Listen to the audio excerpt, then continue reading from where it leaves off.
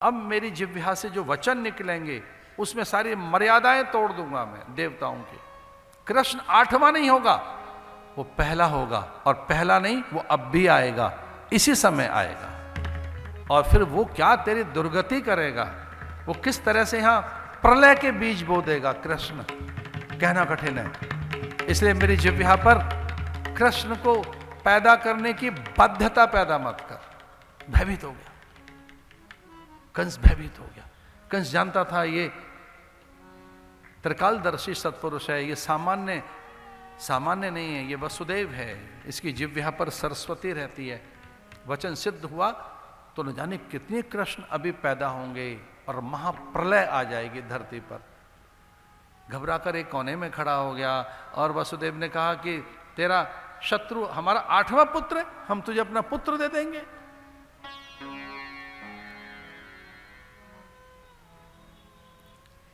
और वो सभी पुत्रों के प्रति शत्रुता रखने लगा, पहला, दूसरा, तीसरा, चौथा, 5वां, 6ठा। पहले बच्चे को उसने देवकी की गोद से उठाया था और दीवारों पर फेंक दिया था। बालक के चिथड़े बिखर गए, कहीं ओष्ठ, कहीं आंखें, कहीं जिह्वा, कहीं अंतड़ियां, चारों ओर रक्त फैल गया। और इस प्रकार से देवकी को जब सुध आई तो प्रहरी उन अंगों को बीन बटोर रहे थे। देवकी भयभीत हुई पहले बालक की हत्या देखकर, और इस प्रकार से देवकी के 6 बालकों की हत्या हो गई। देवकी गिनती रहती थी, कारागृह में वो धब्बे गणना के लिए बहुत दुख देते थे कि ये मेरे पहले बालक और दूसरा, तीसरा, चौथा, 6ठा, और जैसे 7वां बालक आया गर्भ में, अयम ही रोहिणी पुत्रो। वसुदेव की 5 पत्नियां थीं, उनकी पहली पत्नी का नाम रोहिणी था। देव की सबसे छोटी पत्नी थी उनकी। रोहिणी के गर्भ में वो बालक चला गया। देव आज्ञा से, देव विधान से देवकी का गर्भ रिक्त हो गया। कंस भयभीत रहता था। कंस ने कहा कि नहीं नहीं, मैं जा नहीं सकता। देवकी मुझे काल दिखाई देती है, कराल दिखाई देती है, महाकाल दिखाई देती है, मैं देवकी को नहीं देख सकता। मैं 7वें गर्भ तक पहुंच नहीं पाऊंगा। मैं जैसे ही कारागृह की ओर बढ़ता हूं तो मुझे महाकाल दिखाई देता है। और जैसे 8वां बालक आया तो घबरा गया था कंस। कंस ने कहा कि नहीं, मैं देख नहीं पाऊंगा देवकी को, देवकी की आंखों में मुझे महाकाल दिखाई देता है। इसलिए कह दिया था जैसे बालक का जन्म हो तो मुझे बताना, या तो आग लगा देना कारागृह में, अथवा कहा कि कैसे उसे विष दे के मार देना, या सारे के सारे अस्त्र शस्त्र लेकर खड़े होना और एक साथ हजारों सैनिक टूट पड़ना। चिंता मत करना, भले देवकी के प्राण जाए या वसुदेव के, हो सके तो पूरे कारागृह को लाक्षागृह बना देना, पर बालक को मार देना। और आपसे ऐसा न हो सके तो मुझे बताना। लेकिन 7वां जो महाकाल का डर था, और ये 8वां, ऐसा कहते हैं अर्धरात्रि भाद्रपद के निशिथे तम उद्भूते जायमाने जनार्दने। निशिथे, निशीथ काल में, तम उद्भूते, अष्टमी की अर्धरात्र, बुधवार की रात्र, वृष प्रधान लग्न, रोहिणी नक्षत्र, भगवान अर्धरात्रि के समय योग माया को आदेशित करते हैं। विष्णुर्माया भगवती यया सम्मोहितम जगत, विष्णुर्माया भगवती, अरे भगवती मेरी माया, महामाया, योग माया, आ और पूरे जगत को सम्मोहित कर, विमोहित कर। चली जा, कारागृह से होती हुई इन्हें सुला दे गाढ़ निद्रा समाधि में, ये गाढ़ निद्रा में चले जाएं, विमोहित सम्मोहित कर, और छोटी सी बालिका बनकर पहुंच जा यशोदा के भवन में, वहां बालिका बन जाना।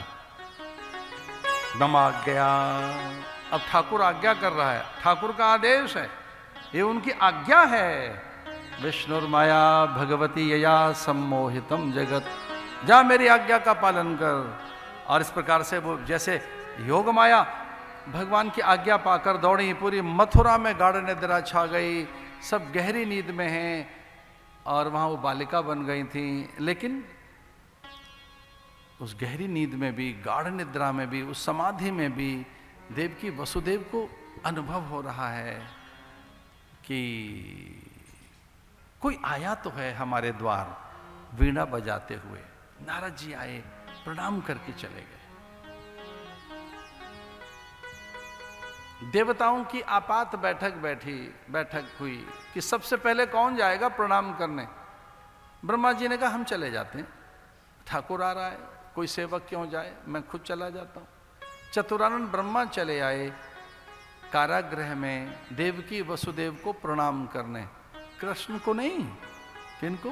देवकी वसुदेव को। बोले इससे पहले भगवान आए, हम उनके माता पिता की ही वंदना कर लेते हैं। और उनकी वंदना करने लगे। वसुदेव और देवकी की आंख खुली, देखा चार मुंह का कोई व्यक्ति। चतुरानंद वो समझ गए भगवान के आने पर ब्रह्मा का आगमन है। और लीजिए एक दिव्य प्रकाश, परम प्रकाश, भगवान उस प्रकाश के रूप में प्रकट होना ही चाहते हैं। देवकी के गर्भ में एक अद्भुत प्रकाश दिखाई दिया। ब्रह्मा जी को प्रणाम करते हुए कहने लगे, सत्यव्रतम सत्य परम त्रिसत्यम सत्यस्य योनि निहितम च सत्ये सत्यस्य सत्यमृत सत्यनेत्रम सत्यात्मकम त्वाम शरणम प्रपन्ना। सत्यव्रतम सत्य परम त्रिसत्यम सत्यस्य योनि निहितम च सत्ये। आप सत्य हैं, सत्य नारायण हैं। सत्यात्मकम त्वाम शरणम प्रपन्ना। मैं प्रपन्न होकर, दास होकर, किंकर होकर, किम करोति। दास किन्हें कहते हैं जो अपने मन से कुछ नहीं करते। सेवक किन्हें कहेंगे, उन्हें आदेशित करना होता है। किंकर का अर्थ है जो बार बार पूछे अपने स्वामी से कि जी अब मैं अब क्या करूं, अब मैं क्या करूं, और अब मैं क्या करूं, और जी अब मैं क्या करूं, सांझ को क्या करूं, अब तो सांझ हो गई, अब रात में क्या करूं, अब रात हो गई, आप विश्राम कीजिए, सवेरे मुझे क्या करना है, किम करोति सब प्रेच्छति। जो बार बार ये पूछता रहे स्वामी से मुझे क्या करना है, तो ब्रह्मा कहते हैं मैं तो किंकर हूं, दास हूं, अब मुझे क्या करना है।